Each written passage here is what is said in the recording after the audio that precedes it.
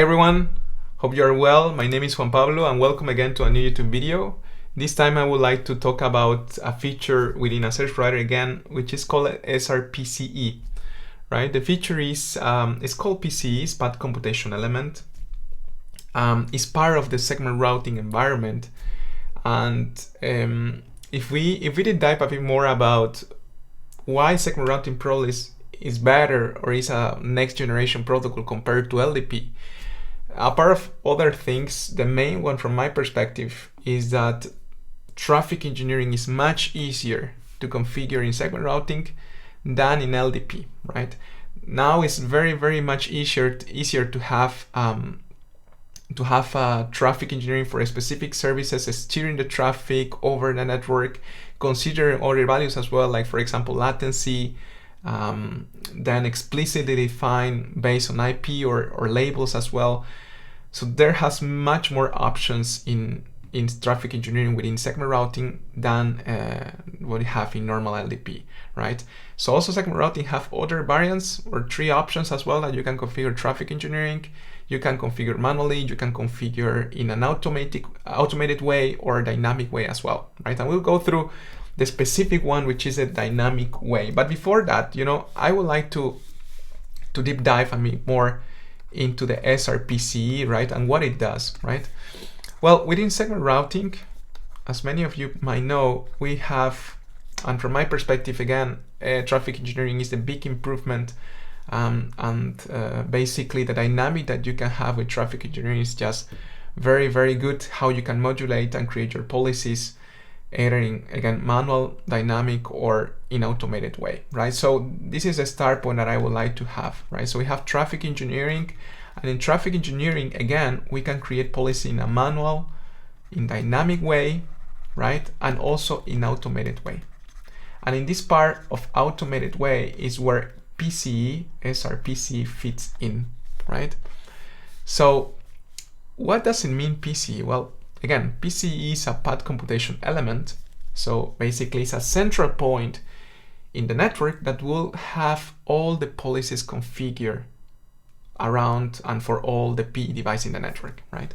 So for example, you can imagine a PCE like in this network that we have here. Let's imagine we have this kind of a square star network, and then we have a P1, and then here we have a P2, and this device can be a raw reflector, right?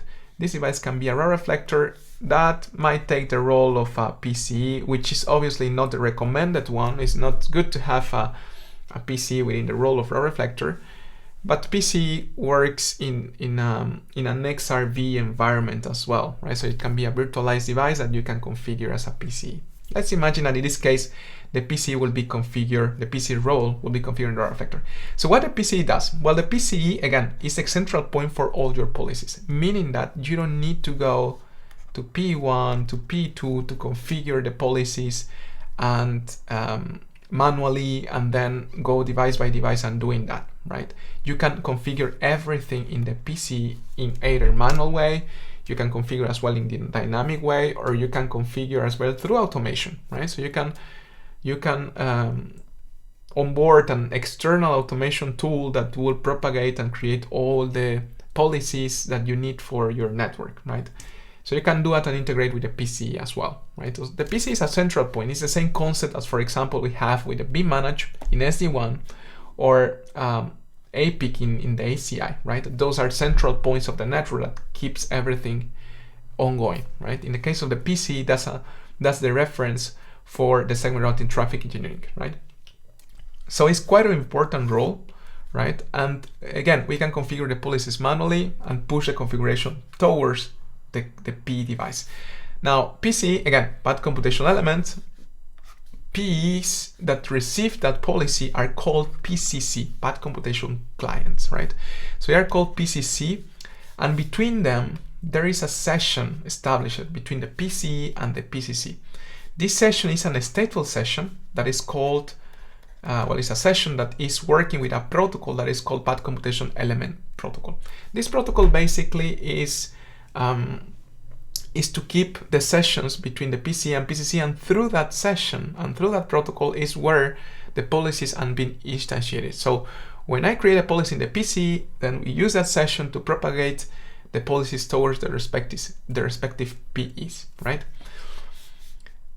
Now, again, I'm talking more about why traffic engineering is very, very much mature and much easier to configure within segment routing and LDP. Also in SR-TE, overall, not only the PCE, we have other metrics that we can measure in the network and take decisions on that, right? For example, latency or delay. Those were metrics that were not taken before, right? And now for high sensitivity traffic, having specific SLAs for latency values are very, very needed, right? And with segment routing, we can use other protocols to achieve and get the data for those latency values, right? And those protocols, for example, are perform measurements, right? Perform measurements. Perform measurement is a protocol that calculates the value of every single link in a network, and this export to ISIS, right? Remember, segment routing works with the link state protocols. Why we work with the link state protocols? Because we want to know everything about the network, right? That's why we need a link state protocol in segment routing, and especially in SR-TE. In SR-TE, we take decisions based on what we see in the network. If we don't see a complete picture of the network, we might take wrong decisions, right? It's the same in the life, right? So if we don't see as much more information that we have, we will take proper decisions, right? So the same is with the SR-TE. We need to know all the network, all the latency, the bandwidth availability, information about utilization of the links, right? So all this information, metric of the IGP, for example, as well, we need to know all that information for being able to take decisions and choose the path according to our needs for specific customers, right? That's why SR-TE and segment routing itself, they need a link state protocol, because those are very, very nice guys to provide all the visibility of the network, right? So, and again, talking a bit more about SR-TE, when we have a customer, for example, BRF yellow here, probably we want this customer to follow the lowest latency in the network, right? And then we use this protocol performation I was talking about. Let's say that the latency here is 10 milliseconds, and lower is 20, right?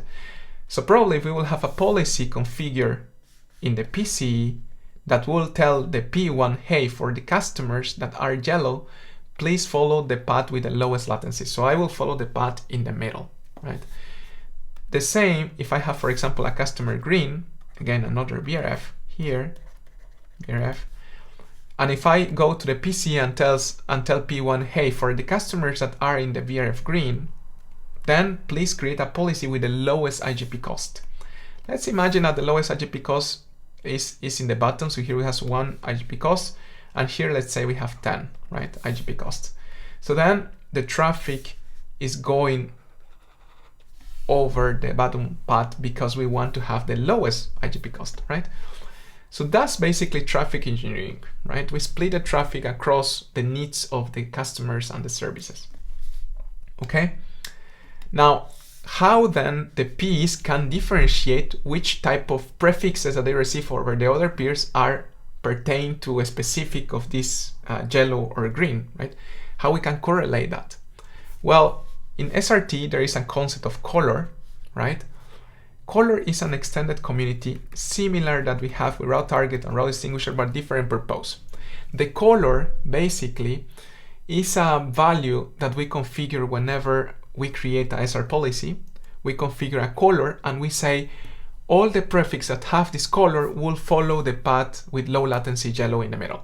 All the prefixes that have this color will follow the path with the lowest IGP metric. So basically P1, when he received the prefix from P2 from BRF green, he received with a specific color, maybe color green, let's say. This color is attached in the BGP update, right? BGP updates between the sessions. So then P1 received the prefix with the color green, and then he knows, okay, color green means lowest IGP cost. So then color means I should attach to the policy green, and I should follow the path with a low IGP cost. Then color yellow, right, which is the color with the low latency, is attached with a policy yellow, And then if I receive prefix with the color yellow, then I will go through the low latency path, okay? Low latency path. So in this case, P2, for example, he might, when he send the colors or the prefix, sorry, to P1, he will tag those those prefixes in the BRF green with the color green, and those prefixes from the BRF yellow with the color yellow.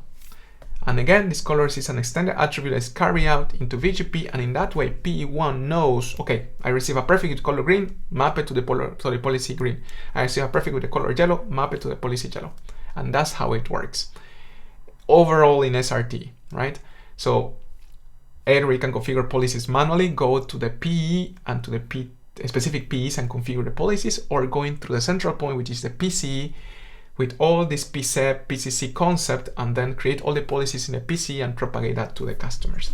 Let's go through the lab, right? In my lab, I have this typical network that you have seen before in the previous videos, right? I have these 6 devices, and I have the raw reflector that I will configure as a PCE. So for the PCE configuration, I don't need that much, right?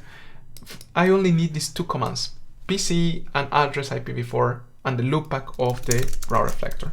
So here, the raw reflector is configured with a 21.21.21.21, and I'm telling the raw reflector you are the PCE for all the devices in the network. Now, this is my small network. I have 7 devices, you can see in the picture. I have configured everything required for traffic engineering, for segment routing, for ISIS, for everything, level 2, and it's the same area. I will explain more about what you need exactly for SRT, because there are some configuration that you need, for example, point-to-point links, metric style WALT, you need segment routing, of course, and you need the command distribute link state for propagate the metrics over ISIS and the extended TLBs as well. We'll deep dive a bit more in SRT theory later on in another video, but I wanted to do this specific for PCE. Now, this is a config for the PCE. Now, if we go to the P1, and I put show segment routing, I need to peer and define P1 as a PCC, path computation client, right? So with how define P1, basically these 3 commands. I tell P1, hey, your loopback 0 is a PCC, and you need to peer with a PCE that has the loopback 21.21.21, okay? Now, what is the outcome of this session? Well, we have a PCC IPv4 peer, right? And this is the session. I have peering with the PCE 21.21.21, and the session is stateful. So there is a session created, right? Good. So now what I did in raw reflector, I created a policy in the raw reflector PCE, right? I created a policy and I said, I am going to P1.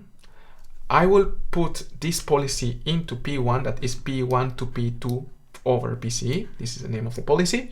And I will tell P1 for all the prefix that you have the color 200, or you receive over VGP with the color 200, and that are pointing to router 2222, you will create a path and will calculate the path based on the lowest IGP metric, right? So basically P1 for all the prefix that P1 receive with the lowest with the color 200. Remember this example where I was showing that, maybe I will extend this here, that P2 send the prefix over BGP, right? And the color might be blue, yellow. So, well, here I'm saying, in case P2 send you prefix with the color 200, right? Then P1 will have the policy that will map the prefix with the color 200, will map the policy over that, those prefix over that policy. That basically is calculating the path using the lowest IGP metric. Okay, so that's what it means, this configuration here, right? And I am calculating the path with the lowest IGP metric. Then I go to P1 and I verify what I have. So show segment routing traffic engineering policy name, and you will see here the BGP AP1. So this is the one that has been received over the PC. And here we have that the policy is up, right? We have the policy for the color 200, meaning whatever prefix that have the color 200 and that points to the endpoint 222, we will instantiate those prefixes to be forwarded using this policy that is using the lowest IGP metric. Okay, then we have the binding seed here. We know the binding seed is how to reference the forwarding information base, and we'll explain more about the binding seed later on in another video and the concept of segment routing itself. But here it's quite clear that we have the policy up. that we are choosing the lowest IGP metric, and this is basically our label stack that will looks like whenever we want to reach the P2. Okay. So this has been the video, the configuration required for the PCE. So we use a P1 and reflector 1. I hope that this has been informed. We can be more picky and configure other constraints with the policy, choose the low latency path, choose the lowest traffic engineering metric, go to this specific path. You know, we can be very, very granular in that way. And we will probably show in another video more details about it, right? So thank you very much for today. And I wanted to remind about the session that we will have for the CCIE journey that I will be giving. The session is and was planned for November 10, meaning today, Sunday, at 10 p.m. European time. There was many confusions in the YouTube streaming that I created because it was created for November 9. But in LinkedIn, I posted for November 10. So there was a misconfusion there. But the session for sure will run November 10, Sunday, today at 10 p.m. European time. We will talk about the CCIE journey that I have been through, what materials I have been using for studying for this journey, how is my method of study as well that I kind of develop, and also we will talk about the home lab, how you can create your home lab, what devices, hardware can be beneficial and low cost apparently to create your lab environment, and overall tips, and we will answer questions that you might have, that I might have as well. Together, there will be very interactive sessions, so I'm really eager to do it, and I'm sorry for the confusion that has been done over the streaming creation in YouTube and over the LinkedIn post. So, but I hope that all is clear, and now the session will run today, November 10 at 10 p.m. European time. Okay, so I hope this video has been informative, and then see you later in another video. Bye.